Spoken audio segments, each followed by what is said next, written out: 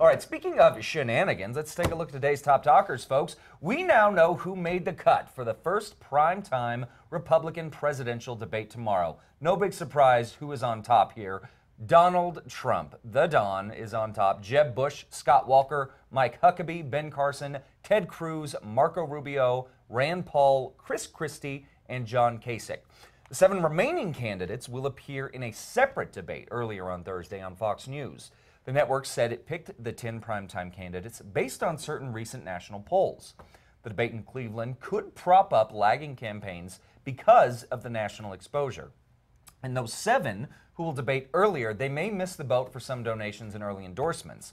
Now, a spokesman for former Senator Rick Santorum, who was not included in the primetime lineup, accused Fox of having a flawed selection process. But former Texas Governor Rick Perry tweeted that he's looking forward to taking part in the earlier debate.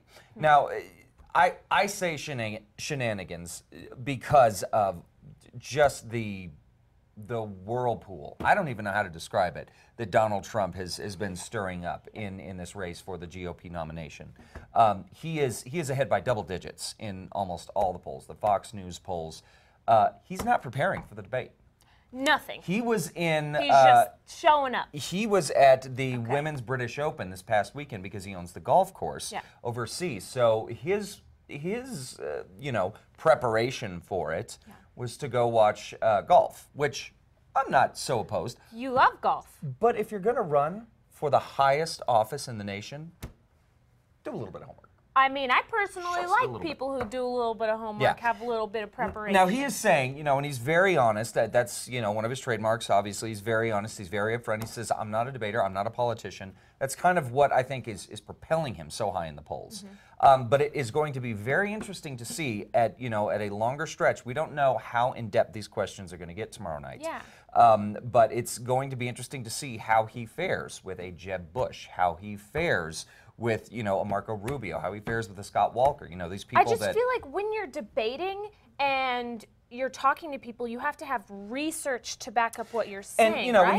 he's got, he's definitely, he says he's trying not to pay, a lot of attention to the pollsters, and, he's saying he's not preparing. This may be, a lot of, smoke and mirrors, but yeah, exactly. But I mean, I think this is going to be the first big test. Clearly, he has been, he's just been gaining incredible momentum. What it reminds me of, though, is the 2004 election with Howard Dean on the Democratic side. He was the same way. He was just a rocket.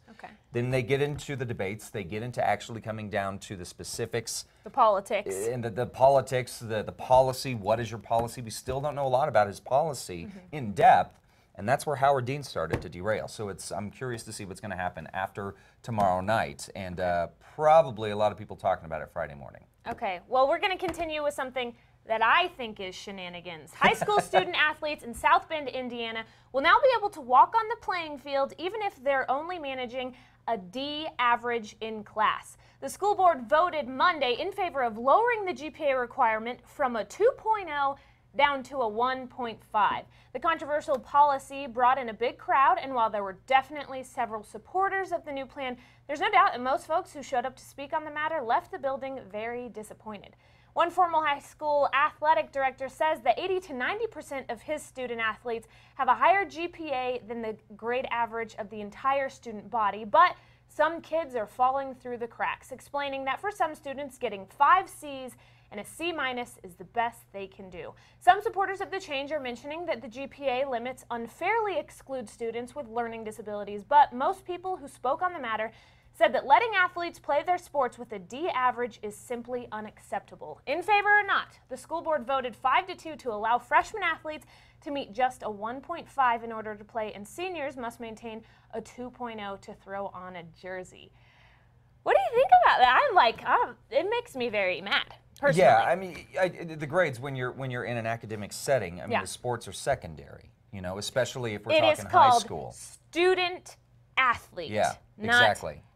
Athlete student. Athletic students. Athletic student. Yeah, no, I absolutely agree, and I think that there has to be, a maintenance of a certain GPA to do it. Yeah. Again, I think it comes down to the parents as well. Parents, if your kid is getting D's in class, it shouldn't be.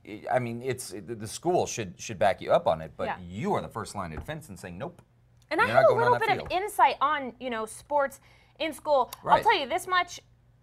At La Cueva, at least, like women's soccer, if you had a 1.5, there's no way. No way. There is no way that you would be playing. I Yeah. mean, people pride themselves on their GPA, their team's GPA, and when I read this, I was just, it's just crazy. Especially because when it comes to student athletes, a lot of times they have, they get special privileges in a way that they will have tutors for the whole team to Right. make sure that their GPA is up. And D's just, in my opinion, don't cut it. That's Right, just not crazy. acceptable. And then the thing is yes, I'm sure that all of these students, what they want to do when they grow up is be pro athletes, but not everybody's gonna make it. Yeah, and so you've they gotta have the need grades to first. have grades. Yeah, And you've gotta have then the when you go to education. college, you have to study all the time and you have to maintain that GPA. And it looks good if you're wanting to play college sports.